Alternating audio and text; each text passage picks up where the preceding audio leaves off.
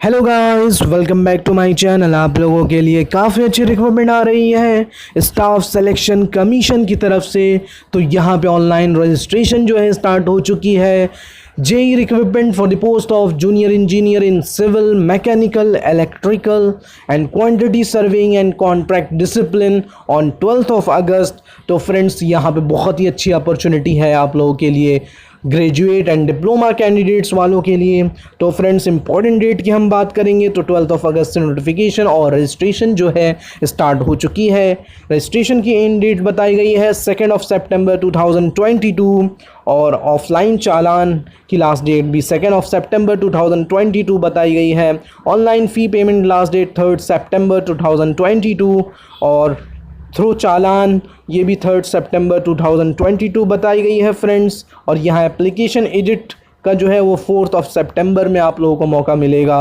और exam date की जो है टेंटेटिव बताई गई है नवंबर 2022 और रिज़ल्ट जो है वो आपको अनाउंस कर दी जाएगी बाद में। यहाँ सैलरी की हम बात करेंगे तो पे स्केल 35,400 से लेकर 1,12,400 रहने वाला है। काफ़ी अच्छा रहेगा आप लोगों के लिए, परमानेंट जॉब होने वाली है।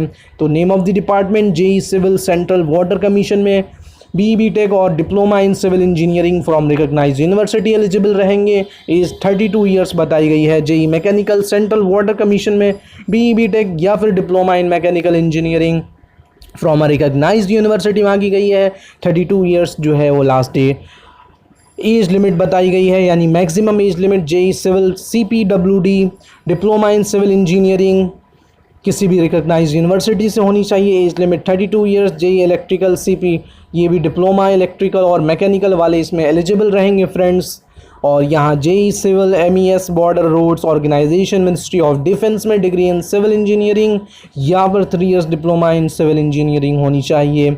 और 2 ईयर्स एक्सपीरियंस इसमें मांगी गई है in planning, execution and maintenance of civil engineering works. 30 years age limit बताई गई है इसमें। JE mechanical Central Water Power Research Station में डिप्लोमा इन मैकेनिकल इंजीनियरिंग मांगी गई है। 30 ईयर्स एज लिमिट बताई गई है।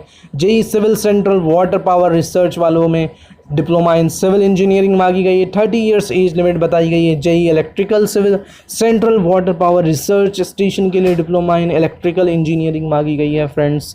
30 ईयर्स एज लिमिट बताई गई है। JE electrical mechanical Border Roads Organisation में डिग्री इन इलेक्ट्रिकल या फिर मैकेनिकल होना चाहिए किसी भी रिकॉग्नाइज्ड यूनिवर्सिटी से, या फिर 3 year diploma in electrical automobile mechanical होना चाहिए। और इसके साथ साथ 2 ईयर्स की एक्सपीरियंस भी मांगी गई है इन प्लानिंग एग्जीक्यूशन। तो यहाँ पे ये जो है fresher as well as experience वाले एलिजिबल रहेंगे फ्रेंड्स।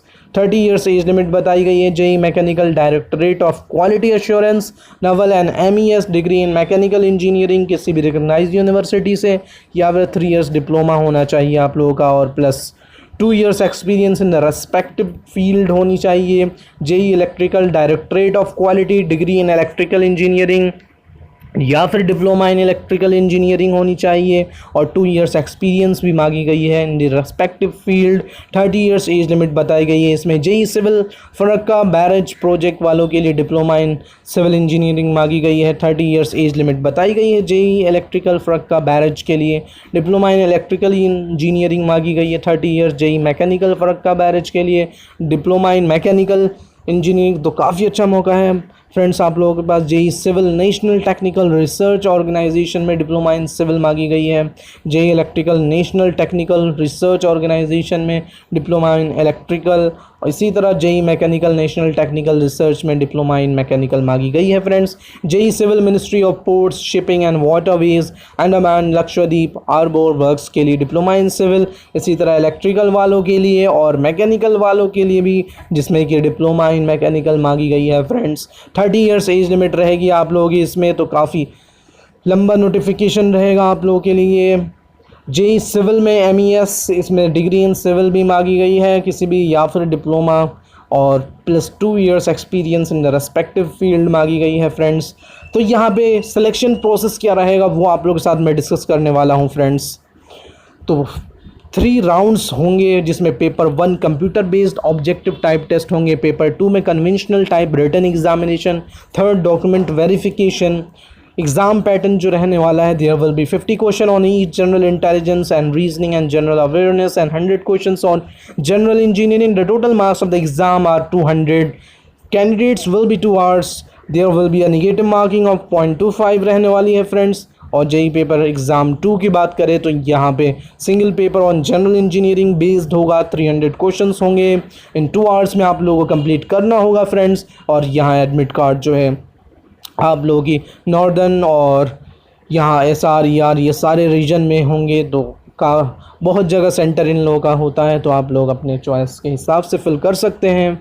और रिज़ल्ट की डेट जो बता दी गई है अभी बताई जाएगी आप लोगों को ऑफिशियल वेबसाइट पे. और एप्लीकेशन फ़ी की हम बात करें तो यहाँ पे बहुत ही मिनिमम जनरल एंड OBC वालों के लिए 100 रुपीज़ रखी गई है.